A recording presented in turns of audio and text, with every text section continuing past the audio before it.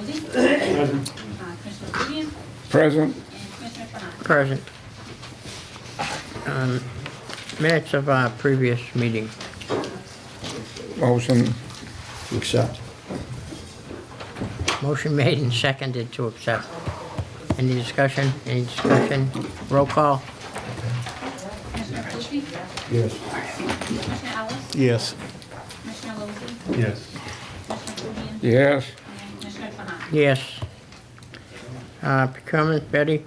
Yes, Mr. Chairman. The purchasing department recently solicited bids for landscape maintenance for the office and maintenance facility, various other commission property locations, including 6 dams and dikes. Bidders were asked to provide a 1-year contract price with an option for a second and third year at the commission's discretion. 13 such plans were distributed.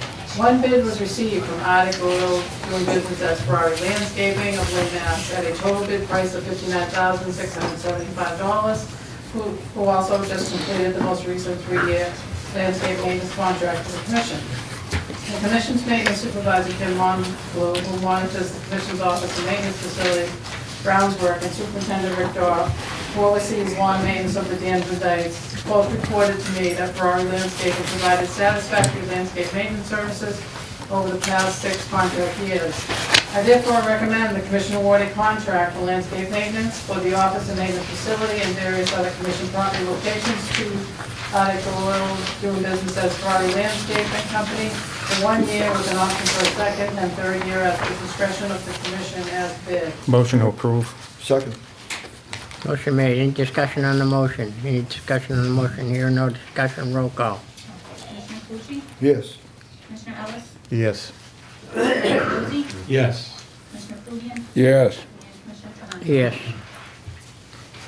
That's all we have for Betty. Water treatment update, Bob? Yes, Mr. Chairman. Flows for the month of February averaged 23.26 MGD. We had 3.55 inches of rain. BOD and TSS removals were fine. Gorelick loadings are almost non-existent. We processed 414 tons of sludge. What else do I have? At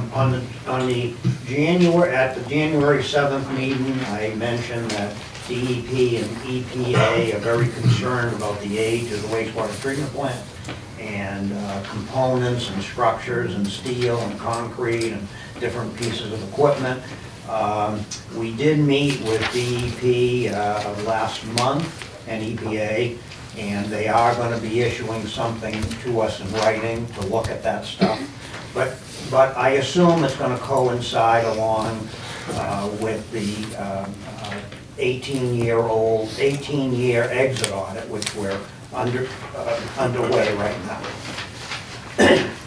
So that's what I have. Any questions for Bob? Here are no questions. Rick?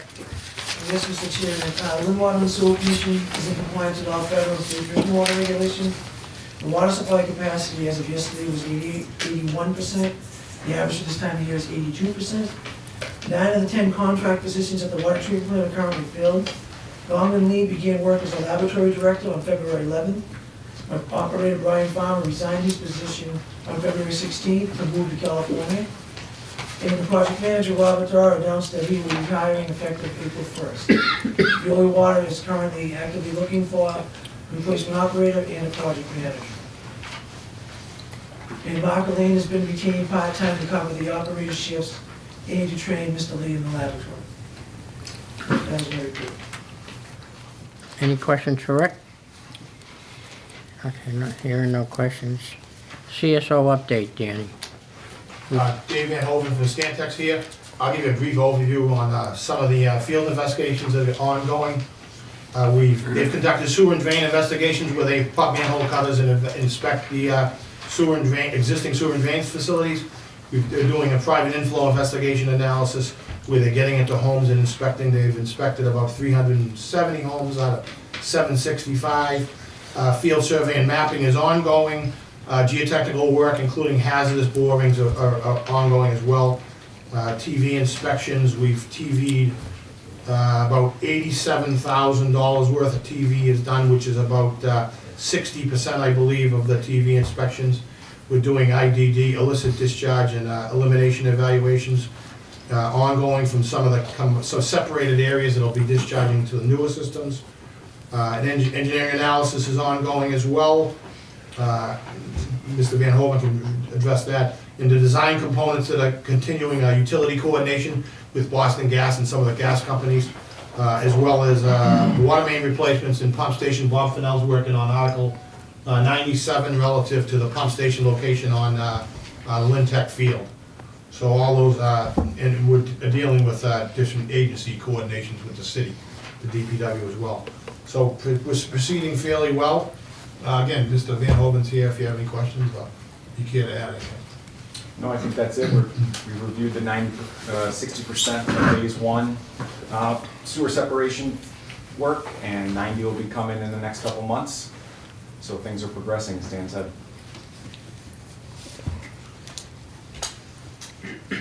Anybody have any questions? Have you looked at any of the issues with making it available for expansion and development on the Linway?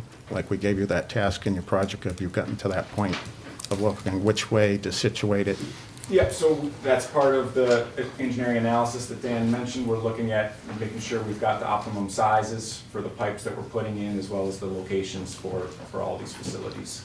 Great. Have you had any communication with, the development people for the city of Lynn? As Dan mentioned, we've been coordinating with some of the other offices in the city. We've received a number of development plans that we're looking to make sure are going to be included into the pipe sizing that we're designing. Are they private people actually going through the permit process to locate on the Linway? It's a wide variety of things that just, allow us to size some of these pipes. I mean, a lot of them aren't going to make too big of a difference between whether you go to like a 24-inch or a 20. The amount of capacity that's going to be in the system for new connections will be there as we separate from combined to separated systems. Because that's a very important piece that we get that right so that we can get the maximum development. Other communities, you can see right across the way, have done that in Revere.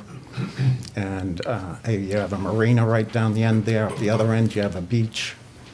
There's good opportunities to develop that with residential units and other mixed use.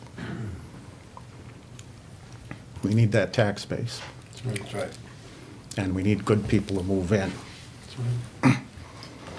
Any other questions?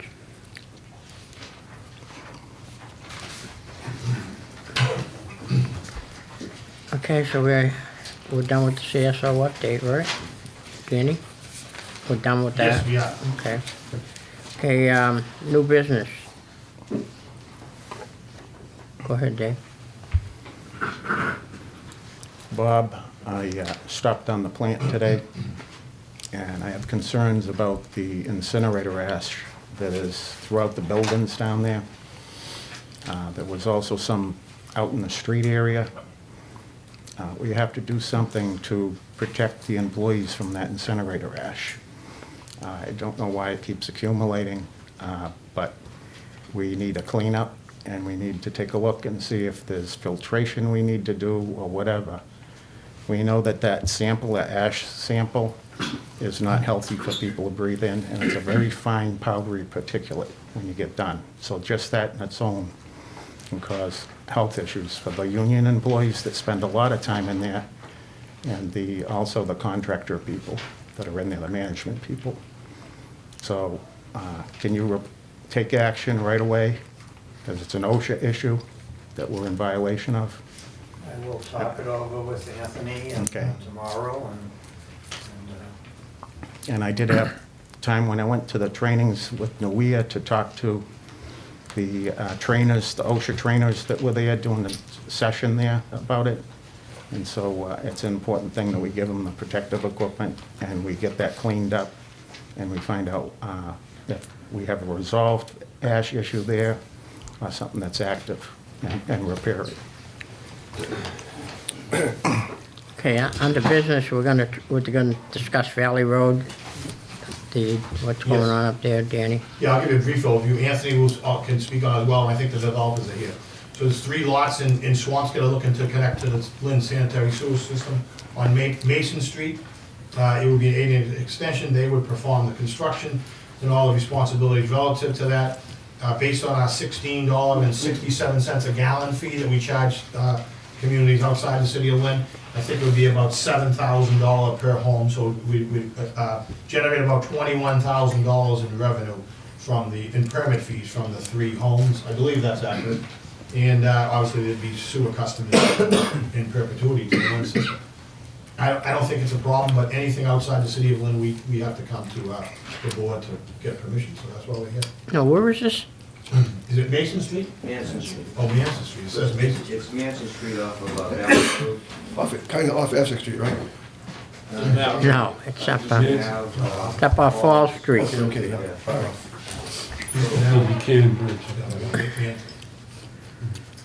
Okay, Any people are here that, Yes. Rich Williams, Williamson's Projects with Civil Engineers. It's Darius Gregory with Gregory Investment Group. He's the developer. what did you get involved in this, Yeah, Anthony? so this is something that appeared in front of the board back in 2011. At that time, I believe August of 2011, the developer had withdrawn, and we had some discussions on it. There's some concerns about the drainage of Valley Road. And at that time, we were looking for the developer to provide us an easement in case the commission wanted to go onto the property and do some upgrades to the head wall and so forth. During our discussions with the developer this time around, we've asked him to provide that easement to us. He has. And again, they'll be discharging into an 8-inch soil, vertified clay soil line that's has ample capacity for the entrance, and there is no water tie-in. They would be drilling wells for the water. And on Manson Street, I believe I looked up today, 16 Manson Street has that similar situation where they're on a well. They discharge to our sewer, and we do have a mechanism to provide readings to bill them for sewer. It looks like on a yearly basis would come up with about $685 a year in revenue from those 3 homes. I have spoken to Gino Cresta, the superintendent of in Swampscott, so he'll be on top of the project. I also spoke to the councilor, Darren Sear. He's aware of the situation too. Make a motion to approve. second? Motion made second. Any discussion on the motion?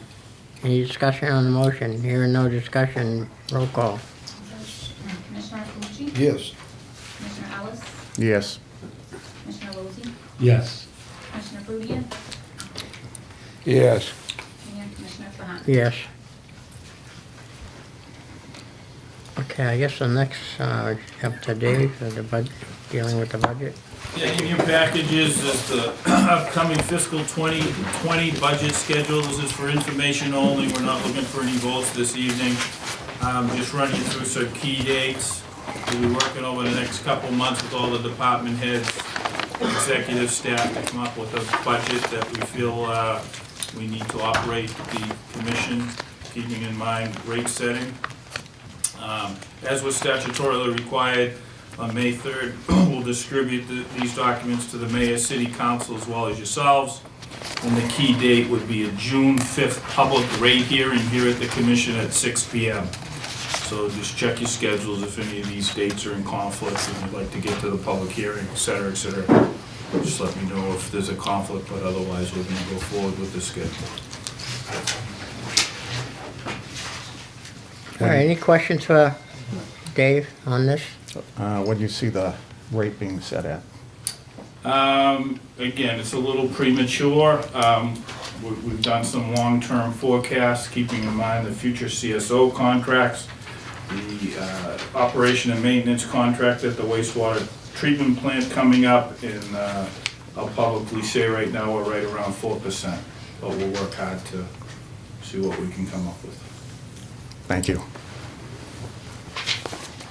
Any other questions for Dave? Okay, Bostic Dam removal. Do we have to go into executive session on that, Danny? Yeah, I believe so, yes.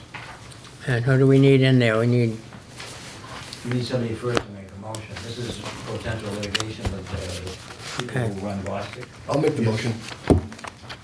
Executive session.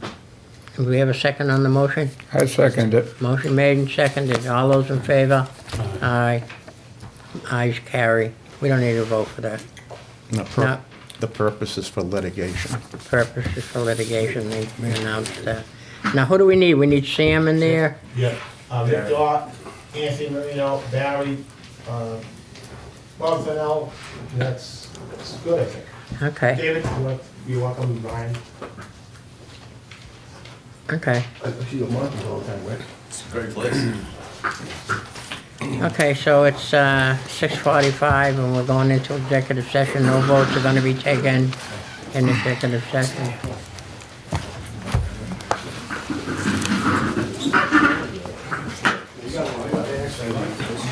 We're going in the other room.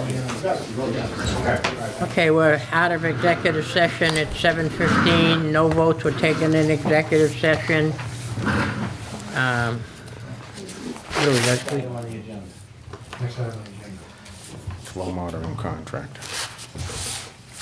Flow monitoring contract, that's right. So, yeah, we gotta go in executive session for that. Yes. So I need a, Motion to go into the, okay, motion made, motion For litigation. for litigation.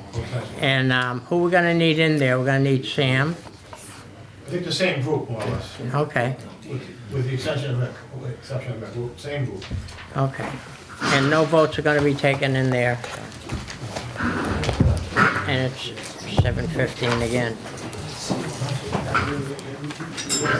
Okay, we're out of executive session. It is 7:35. No votes were taken in executive session. What's the wish of the board? I'd make a motion to settle the case with EST, the litigation, for amount not exceeding $31,500. right. Right, right. And this case is with EPA and DEP as the other parties to the case. Motion made and seconded. Any discussion on the motion? Any discussion on the motion? Hearing no discussion, roll call. Okay, Commissioner Calucci? Yes. Commissioner Ellis? Yes. Commissioner Lozey? Yes. Commissioner Flutie? Yes. And Commissioner Fennell? Yes. Okay, anything under new business? I have something. Go for it. Motion to adjourn.